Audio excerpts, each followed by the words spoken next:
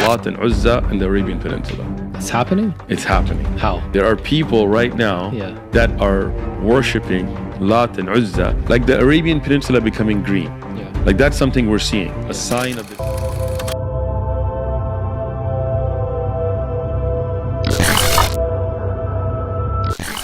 یہ فتنوں کا وہ دور ہے جب نبی کریم صلی اللہ علیہ وسلم کی تمام پیشن گوئی اور قیامت کی نشانیوں کا مسلسل ظہور ہو رہا ہے اور ہر بات سچی ہوتی دکھائی دے رہی ہے۔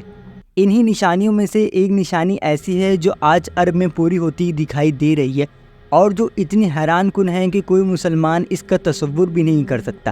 قیامت کی اس نشانی کا تعلق ظہور اسلام سے قبل عرب کی دو مشہور دیوی دیوتیاں لات اور مزہ سے ہے۔ حضرت محمد صلی اللہ علیہ وسلم کی آمد سے قبل عرب کے لوگوں میں بت پرستی عام تھی۔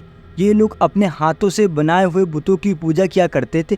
مختلف عربی قبائل الگ الگ بتوں کی پوجا کیا کرتے تھے جن کی طرف عجیب و غریب قصے کہانیاں منسوخ تھی۔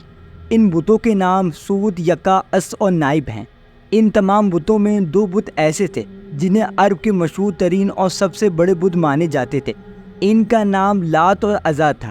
کہا جاتا ہے کہ قدیم عربوں میں بنو صفیق میں ایک مشہور اور نیک سیرت آدمی رہتا تھا جس کا نام لات تھا۔ جب لوگ حج کرنے کے لیے مکے آتے تھے تو لات لوگوں کی خاطر تواضع اور مہمان نوازی کیا کرتا تھا، ان کو سکوت پلایا کرتا تھا اور وہ بہت ہی رحم دل اور نیک انسان تھا۔ وہ مکہ میں آنے والے ہر انسان کی مدد کیا کرتا تھا۔ اسی زمانے میں عزا نامی ایک مشہور لڑکی تھی۔ عزا کے بارے میں یہ مشہور تھا کہ وہ ماذ اللہ کی بیٹی ہے۔ وہ لڑکی طائف کے لوگوں کو ایک ویرانی مقام سے ملی تھی اور اس کے والدین کے بارے میں کسی کو بھی علم نہ تھا کہ وہ کون ہے۔ جب یہ لڑکی عزا جوان ہوئی تو وہ انتہائی خوبصورت اور حسین و جمیل تھی، لہذا جو مرد بھی اس پر گندی نظر ڈالتا تو وہ کسی نہ کسی بیماری آفت میں مبتلا ہو جاتا۔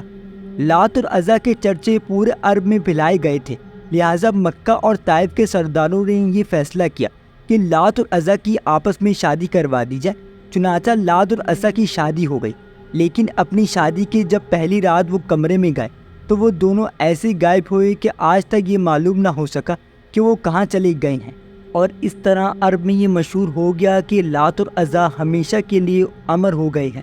لات کو فرشتے اور عزا کو اللہ تعالیٰ کی بیٹی کا درجہ دے دیا گیا۔ ان دونوں کے بڑے بڑے بت بنا کر ان کی پوجا شروع کر دی گئی۔ عربیوں کا یہ عقیدہ تھا کہ لات اور عزا انہیں دولت، اولاد، حسن اور جنگ میں فتح دیتے ہیں اور ان کے دشمنوں کو ذلیل کرنے کی قدرت رکھتے ہیں۔ طائف اور خراج کے علاقے میں ان کے بڑے بڑے عظیم بت تھے۔ قریش اور عرب کے دیگر قبائل ان کی عبادت کے لیے یہاں آتے تھے اور ان کے آگے قربانی اور جانور قربان کیا کرتے تھے۔ عزا کے بت کی ایک خاص بات یہ تھی کہ یہ بت اپنے ماننے والوں سے بات بھی کیا کرتا تھا اور اس کے اندر سے آواز آتی تھی۔ روایتوں سے پتہ چلتا ہے کہ قوم جنات کی ایک سرکش جنی اس مندی کے قریب جھاڑیوں میں ایک درخت کے پاس رہتی تھی اور کبھی کبھار وہ عزا کے اس بدن میں سما جاتی تھی اور یہاں آنے والے لوگوں سے کلام کیا کرتی تھی۔ عربیوں نے لات اور عزا کے نام لے لے کر ان کی قسمیں کھا کھا کر کئی عقیدے اور لوگوں کو بیوقوف بنائے ہوئے تھا۔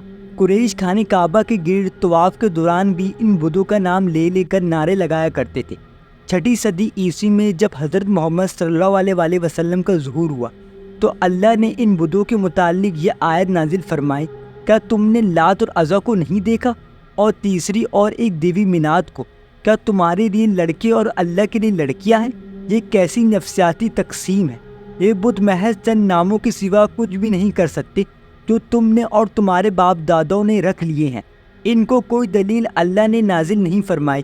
یہ لوگ تو صرف گمان کرتے ہیں اور ان چیزوں کے پیچھے چل رہے ہیں جو ان کے دلوں میں چھا چکی ہے۔ فتح مکہ کے بعد نبی کریم صلی اللہ علیہ وسلم نے خانہ کعبہ کے گرد رکھے تمام بتوں کو توڑ دینے کا حکم دیا، اور پھر حضرت محمد صلی اللہ علیہ وسلم نے حضرت مغیرہ بن شعیب کو حکم دیا کہ لات کو بت کو توڑ کر یہاں آئے۔ لہٰذا مغیرہ رضی اللہ تعالیٰ عنہ انہوں نے لات کے بت کو توڑ کر اس جگہ ایک مسجد تعمیر کی۔ اس طرح آپ صلی اللہ علیہ وسلم نے حضرت خالد بن ولید کو غزوہ کے بت کو مسمار کرنے کے لیے بھیجا۔ اس طرح مکے کی مقدس سرزمین کو بتوں کی نجاست سے ہمیشہ کے لیے پاک کر دیا گیا، اور وقت تیزی سے گزرتا گیا، بہت سی حکومتیں آئی اور چلی گئی، لیکن کسی نے بھی مکے کی سرزمین میں دوبارہ بتوں کو لانے کے بارے میں نہیں سوچا۔ لیکن قیامت کے قریب ان بتوں کو دوبارہ ظہور ہوگا اور یہ دوبارہ منظر عام پر آئیں گے۔ لہٰذا حضرت عائشہ رضی اللہ تعالیٰ عنہ سے روایت ہے کہ نبی کریم صلی اللہ علیہ وآلہ وسلم نے پیشن گوئی کی تھی اور فرمایا تھا کہ دن اور رات کا سلسلہ اس وقت تک ختم نہیں ہوگا جب تک ان بتوں کی دوبارہ عبادت نہ شروع ہو جائے۔ اس پر حضرت عائشہ رضی اللہ تعالیٰ عنہ نے کہا کہ میں تو سمجھی تھی کہ عرب میں دوبارہ کبھی بتوں کی عبادت نہیں ہوگی۔ تو آپ صلی اللہ علیہ وآلہ وسلم نے فرمایا جو اللہ نے چاہا وہ عنقریب ہوگا، پھر اللہ ایک پاکیزہ ہوا بھیجے گا جو اس پر سقط کو موت کے حوالے کر دے گی۔ جس کے دل میں رائے کے برابر بھی ایمان ہوگا وہ باقی رہ جائیں گے، اور جن میں کوئی خیر موجود نہیں ہوگی وہ مشرکین اپنے باپ داداؤں کے دین میں واپس چلے جائیں گے۔ آج مملکت سعودی عرب نے نبی کریم صلی اللہ علیہ وآلہ وسلم کی یہ پیشن گوئی ہر صحیح ثابت کر دی ہے۔ جن بتوں کو نبی کریم صلی اللہ علیہ وآلہ وسلم نے توڑ دینے کا اور ہمیشہ کے لیے خانہ کعبہ اور مکہ سے ختم کرنے کا حکم فرمایا تھا، آج سعودی عرب کے لوگوں سے یہ بات سامنے آئی ہے کہ وہ ان پرانے قدیم دیوی دیوتاؤں کو قدیم حیثیت دینا چاہتے ہیں، کیونکہ ان کی تاریخ سرزمین عرب سے جڑی ہوئی ہے اور ہمیشہ جڑی رہے گی، اور مستقبل میں بھی ان کو ایک خاص مقام حاصل ہوگا۔ یہ رپورٹ سعودی عرب کے خاص بندے شیخ عثمان ابن عارف نے یہ انکشاف کیا ہے۔